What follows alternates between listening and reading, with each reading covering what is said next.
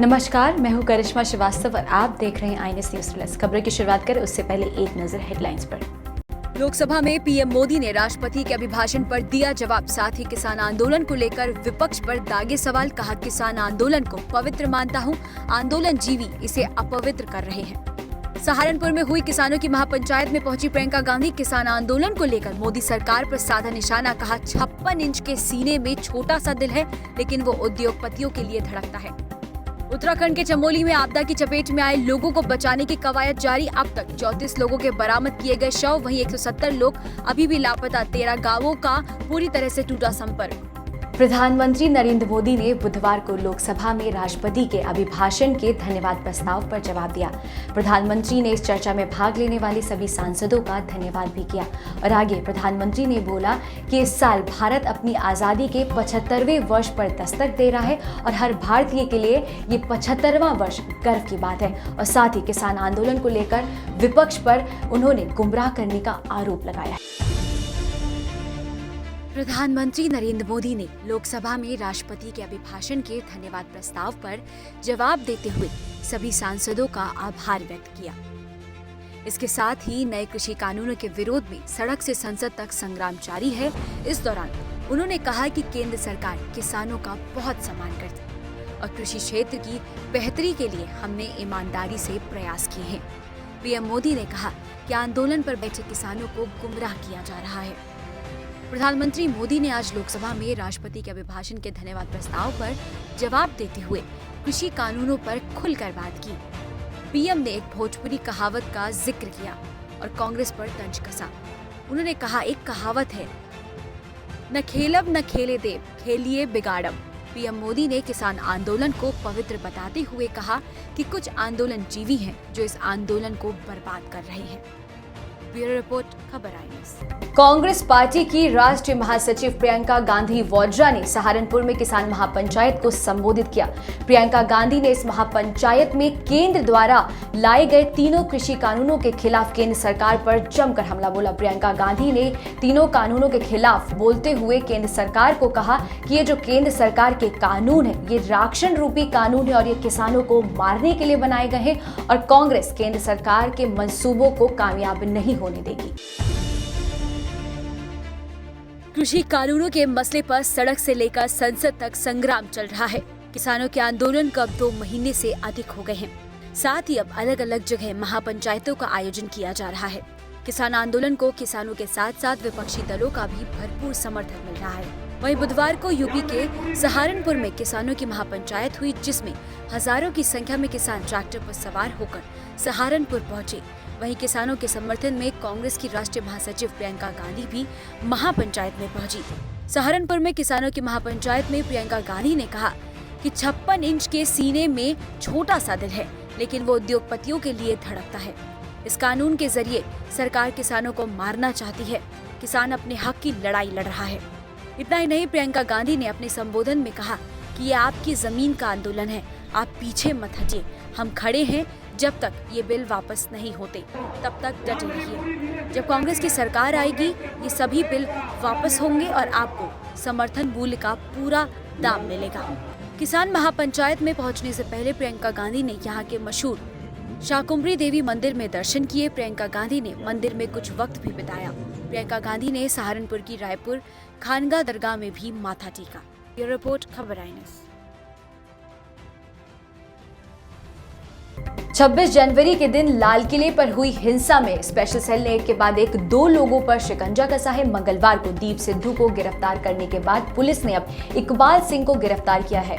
इकबाल सिंह को होशियारपुर से गिरफ्तार किया गया है। इकबाल सिंह पर भी पुलिस ने 50,000 रुपए का इनाम रखा था। इकबाल सिंह पर लाल किले पर लोगों को उकसाने का आरोप है।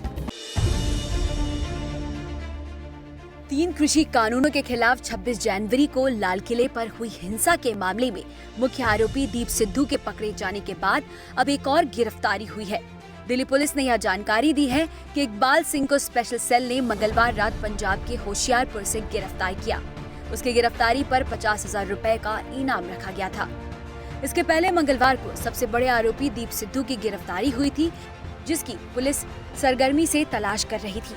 दीप सिद्धू को स्पेशल सेल ने अदालत में पेश किया था, जिसके बाद उसे 7 दिन की पुलिस हिरासत में भेज दिया गया है।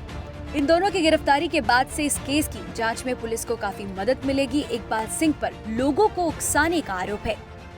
लाल किले पर हुई हिंसा के वक्त इकबाल सिंह घटना स्थल पर मौजूद था और वहां मौजूद लोगों को लाल किले पर झंडा फहराने के लिए उकसा रहा था। सोशल मीडिया पर वायरल हुए वीडियो में कथित तौर पर लाल किले पर लोगों को झंडा फहराने के लिए इकबाल सिंह उकसाता हुआ सुनाई दे रहा है और पुलिस वालों के लिए भी अपशब्दों का इस्तेमाल कर रहा है। इकबाल सिंह लुधियाना का रहने वाला है।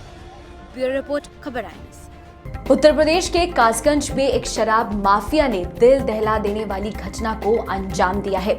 यहां पर सरकारी नोटिस लेकर पहुंचे सिपाही की हत्या कर दी गई है और दरोगा को मार मार कर घायल भी कर दिया गया है। इस घटना में पुलिस के साथ हुई मुठभेड़ में एक आरोपी को मार भी गिराया गया है, जिसके बाद कासगंज के पुलिस लाइन में ही शहीद सिपाही को गार्ड ऑफ ऑनर भी दिया गया। उत्तर प्रदेश के कानपुर का बिकरू कांड तो याद ही होगा, लेकिन इस कांड के बाद भी उत्तर प्रदेश में बदमाशों के हौसले बुलंद होते जा रहे हैं।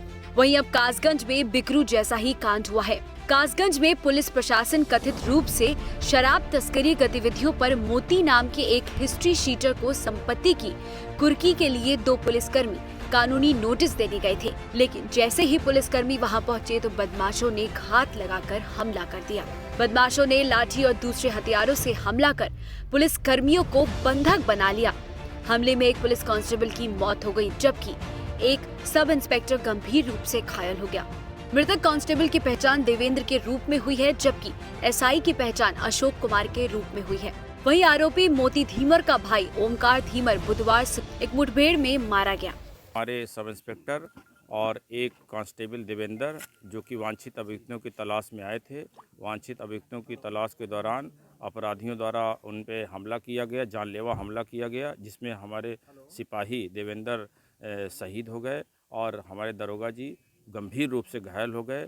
घायल दरोगा जी को अलीगढ़ में इलाज के लिए भेजा गया, जो कि गंभीर अवस्था में हैं और उनके द्वारा नामजद तहरीर दी गई थी, जिसमें मोती सना भूबलाल, एहलकार सना भूबलाल नगला धीमर के, जिसमें एक बदमाश से प्रातः मुठभेड़ हुई। उस मुठभेड़ में जब उनको इलाज के लिए CSC ले जाया गया एहलकार को, तो डॉक्टरों द्वारा उनको मृत घोषित कर दिया गया है।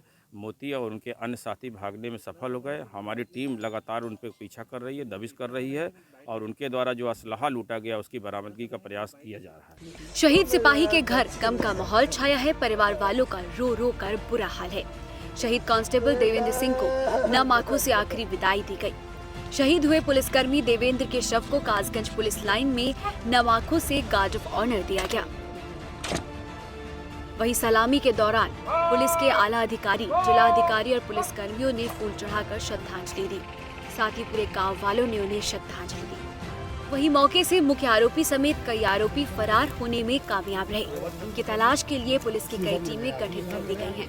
मुख्यमंत्री कार्यालय ने रात में एक बयान जारी किया, जिसमें कहा गया कि मुख्यमंत्री योगी आदित्यनाथ ने अपराध में शामिल लोगों के खिलाफ कड़ी कार्रवाई करने के लिए कहा है।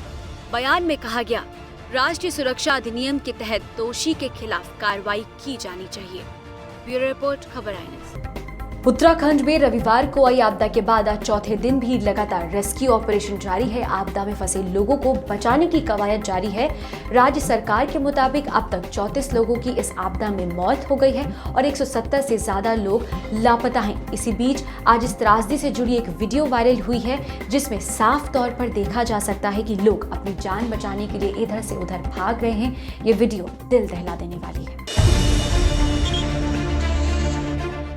रविवार को उत्तराखंड में ग्लेशियर फटने से आए सैलाब में लापता लोगों को ढूंढने के लिए बचाव दल लगातार जी तोड़ कोशिश कर रहे हैं। तपोवन में चल रहे रेस्क्यू ऑपरेशन में सुरंग के काफी अंदर तक रेस्क्यू टीम पहुंच चुकी है। सुरंग के अंदर अभी भी काफी मजदूर फंसे हैं। अभी तक 32 लोगों के शव बरामद हो चुके हैं और 206 की तलाश की जा रही है। इसी बीच एक दिल दहला देने वाला वीडियो सामने आया है, जिसमें ग्लेशियर फटने के बाद जब तेज आवाज के साथ तपोवन बांध की तरफ मलबे का सैलाब बढ़ने लगा तो बहुत से लोग अपनी जान बचाने के लिए बांध के ऊपरी हिस्से में चले गए, ये सोचकर कि शायद ऊंचाई पर पहुंचकर जान बच जाएगी। लेकिन सैलाब का मलबा इतनी तेजी से आगे बढ़ रहा था कि जान बचाने की जद्दोजहद में लगे लोगों की उम्मीदें धरी की धरी रह गई। तस्वीरों में आप देख सकते हैं कि किस तरह से लोग मौत को सामने देख यहाँ से वहाँ भागते दिख रहे हैं, लेकिन अंदाजा लगाना मुश्किल नहीं है कि इनका क्या हाल हुआ होगा, क्योंकि तेजी से आगे बढ़ता सैलाब जो भी उसके रास्ते में आया सब लीलता हुआ आगे बढ़ गया। दूसरी तरफ वहीं एक रिमोट सेंसिंग इक्विपमेंट से लैस हेलीकॉप्टर ने सुरंग की बनावट की बार-बार मैपिंग की है।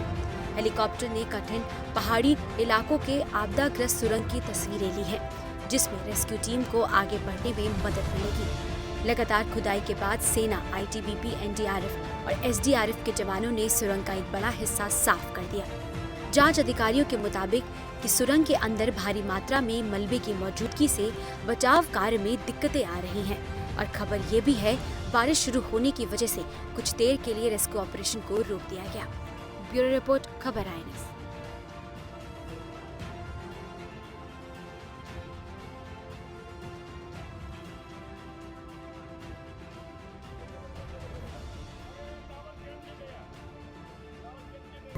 भारत में कोरोना की रफ्तार दिन प्रतिदिन कम होती जा रही है। देश में पिछले 24 घंटे में 11,000 से ज्यादा नए मामले सामने आए हैं और 94 लोगों की मौत हुई है। राहत की बात यह है देश में कि जो रिकवरी दर है वो 97% से ज्यादा है और अब तक 66 लाख से ज्यादा लोगों को कोरोना वैक्सीन भी लगा दी गई है। देखिए वो रिपोर्ट। कोरोना का कहर भारत में कम होता नजर आ रहा है। देश में लगातार 12वें दिन 15,000 से कम कोरोना केस दर्ज हुए हैं। स्वास्थ्य मंत्रालय के बुधवार सुबह जारी की गई आंकड़ों के हिसाब से पिछले 24 घंटों में 11,067 नए कोरोना केस सामने आए हैं और 94 लोगों की जान चली गई है। बीते दिन 13,087 लोग कोरोना से ठीक भी हुए हैं। देश में टीकाकरण भी चल रहा है और अब तक करीब 66 लाख से ज्यादा लोगों को वैक्सीन लगाई जा चुकी है। स्वास्थ्य मंत्रालय के आंकड़ों के अनुसार देश में कोरोना संक्रमितों की संख्या 1,08,58,371 हो गई है। अब तक कुल 1,05,61,608 मरीज ठीक हो चुके हैं और 1,55,252 लोगों की जान गई है। कोविड-19 के मौजूदा मामलों की संख्या 1.5 लाख से नीचे है। इस समय देश में 1,41,511 एक्टिव केसेस हैं। रिकवरी रेट की बात करें तो यह मामूली बढ़ोतरी के बाद 97.27% पर पहुंच गया है। यह अब तक सबसे ज्यादा है। पॉजिटिविटी रेट 1.30% है और डेथ रेट 1.43% है।